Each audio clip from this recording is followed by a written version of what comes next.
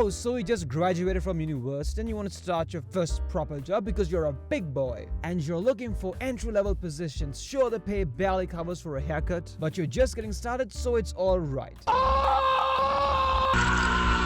Oh, no. Entry-level jobs now require years of work experience. I suffered it, I'm sure you as well, and it's gonna get much worse. So grab onto your worthless bachelors, forget about the drones, drop a subscribe if you enjoy. Here's how you're screwed. Of course, it's AI. Hear me out. Most of the work conducted in actual entry-level positions is quite basic. It's pretty much sending emails back and forth, mucking around in Office 365 or G Suite, and that's okay. You know, these jobs are meant for people who are technically just getting started, so that's not an issue. But guess what kind of work the AI is best for? Simple, mundane, repetitive tasks that usually gives a little support to someone else who's doing the actual heavy lifting. Most of the emails that we write these days is AI generated, right? Social media posts, customer service chatbots, there are companies who are now dedicated to making AI employees. And although there are some pretty smart people who say that AI will never replace human intelligence and intuition and all that stuff, there are a lot of jobs out there which don't require deep, creative, philosophical thinking.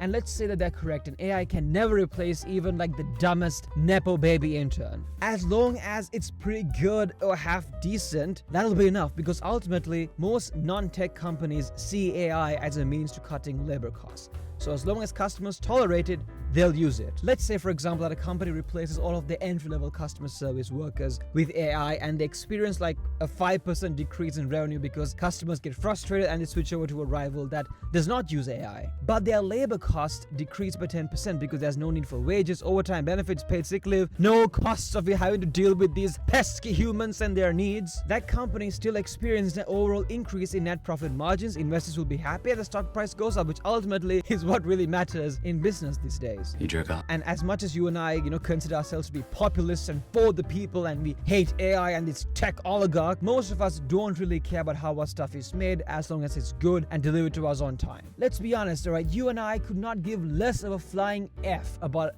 how the people who made our stuff are treated. If that was the case, we would pretty much use nothing. Coca-Cola made an ad with AI. Are people going to stop drinking Coca-Cola to take a principled stance to protect creators and artists? No. If the prospect of drinking pure poison wasn't going to stop people, why would this? So when we eventually get to a point where large swaths of entry-level work is automated, companies would simply increase the expectations of entry-level workers because there will be almost zero market value for fresh graduates. Even unpaid internships might become a waste for companies because why hire a bunch of people, even if it's for free, to do work that AI could do 100 times faster and have absolutely no rights and won't beg you to give them a full-time job once they're done. And I'm not fear-mongering because I've come across internships that have asked for prior work experience.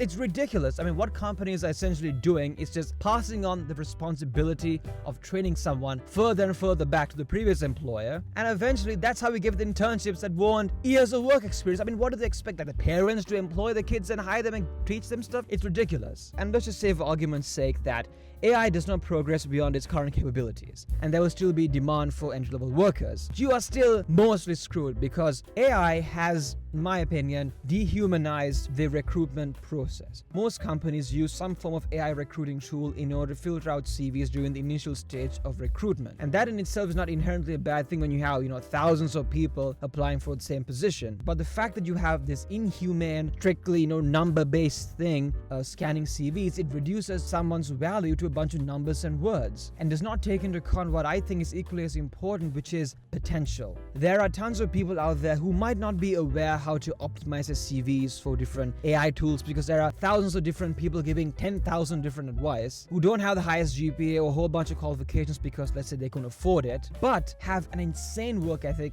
insane potential, and have a personality that just clicks with the job. For example, if you're into sales, what matters more than any sales degree or sales course is just being charismatic and knowing what you're talking about. As long as you sound confident and you know what you're talking about and you're good looking, that's really all you need for sales. Trust me, ladies, I know. These are things that you simply can't put on a CV or on your LinkedIn profile, and you can only notice them during interviews. And by the way, I'm not saying that companies are under any obligation to give people a chance. No. Dumb people are a liability, and ultimately it's a job of HR to get the best suited person for the vacancy, right? These are companies, not a charity. But clearly, the labor market is broken. And we live in a time where you either need connections or nepotism to get a decent job. That's just how it is. And I have first-hand experience of this. Back when I was in university looking for part-time work, I applied to every part-time job I could find. I don't care what the pay was or what the job was. As long as I had something to do, I was up for it. And after a couple of weeks of applying and writing the perfect cover letters and researching and all that crap, I got zero response. I didn't even get a rejection. I got nothing. I was ghosted. And the first part-time job that I got was because a friend recommended me to his manager, and then that gave me priority over all the applications. Now, I still did have to go through interviews and whatnot, but I got, an unfair advantage by knowing someone who worked at the company. Connections and nepotism, man, you need it. Otherwise, you're just flying blind, just praying that someone at least gets back to you. What are you gonna do?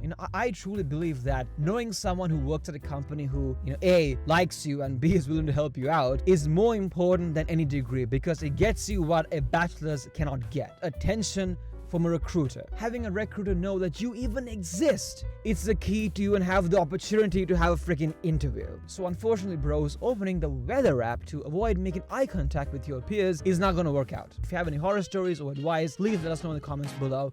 I'm sure it'll help a lot of us avoid taking involuntary gap periods. And man, I really think there's got to be some organization out there that helps people get especially entry-level jobs. That's what I think is the biggest challenge when it comes to the job market. I want to help out as well, and I know for a fact YouTube will be a part of it. I'm still working on the details. I have a couple of plans, but I really think with this channel, I can really help out some sad people out there. That sounds a bit strange, and I guess that's what most of YouTube really is, or content creators these days, but I'm working on the deeds. With that being said, please drop a like and subscribe if you enjoyed and want to see more, and check out why tech CEOs hate tech.